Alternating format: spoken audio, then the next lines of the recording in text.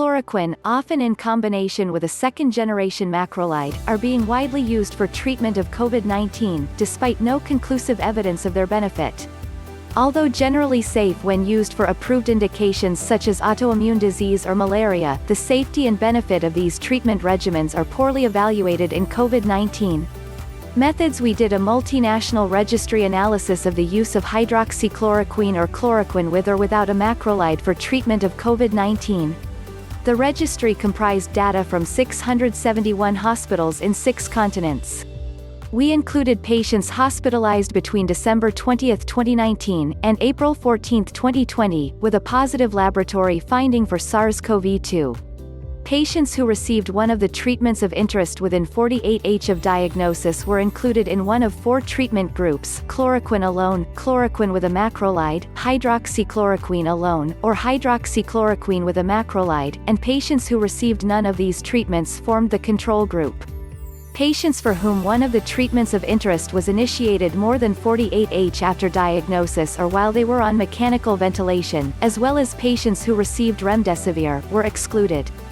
The main outcomes of interest were in-hospital mortality and the occurrence of de-novo ventricular arrhythmias, non-sustained or sustained ventricular tachycardia or ventricular fibrillation. Findings: 96,032 patients, mean age 53, 8 years, 46.3% women, with COVID-19 were hospitalized during the study period and met the inclusion criteria.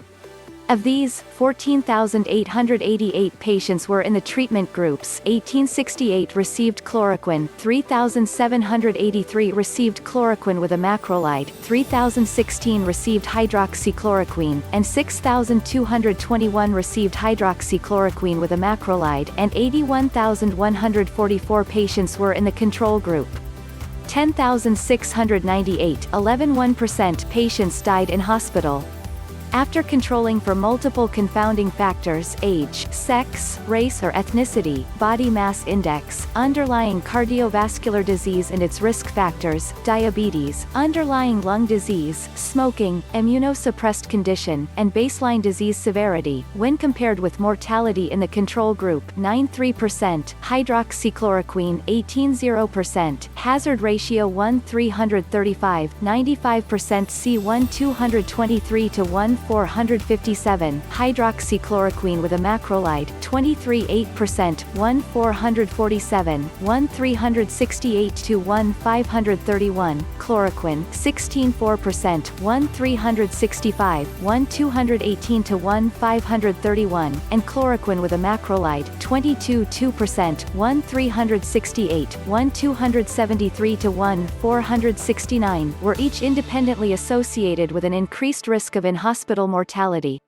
Compared with the control group: 0.3%, hydroxychloroquine 6.1%, 2,369, 1,935 to 2,900, hydroxychloroquine with a macrolide 8.1%, 5,106, 4,106 to 5,983, chloroquine 4.3%, 3,561, 2,760 to 4,596, and chloroquine with a macrolide 6.5%, 4,011, 3,344 to 4,812, were independently associated with an increased risk of de novo ventricular arrhythmia during hospitalization. Interpretation: we were unable to confirm a benefit of hydroxychloroquine or chloroquine, when used alone or with a macrolide, on in-hospital outcomes for COVID-19. Each of these drug regimens was associated with decreased in-hospital survival and an increased frequency of ventricular arrhythmias when used for treatment of COVID-19. Funding: William Harvey Distinguished Chair in Advanced Cardiovascular Medicine at Brigham and Women's Hospital.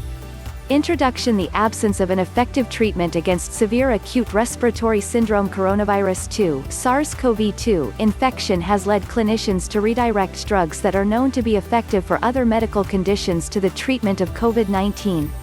Key among these repurposed therapeutic agents are the antimalarial drug chloroquine and its analog hydroxychloroquine, which is used for the treatment of autoimmune diseases, such as systemic lupus erythematosus and rheumatoid arthritis. 1.2 These drugs have been shown in laboratory conditions to have antiviral properties as well as immunomodulatory effects. 0.3 before. However, the use of this class of drugs for COVID-19 is based on a small number of anecdotal experiences that have shown variable responses in uncontrolled observational analyses, and small, open-label, randomized trials that have largely been inconclusive. 5.6 The combination of hydroxychloroquine with a second-generation macrolide, such as azithromycin, or clarithromycin, has also been advocated, despite limited evidence for its effectiveness. 7 Previous studies have shown that treatment with chloroquine, hydroxychloroquine, or either drug combined with a macrolide can have the cardiovascular adverse effect of prolongation of the QT interval, which could be a mechanism that predisposes to ventricular arrhythmias.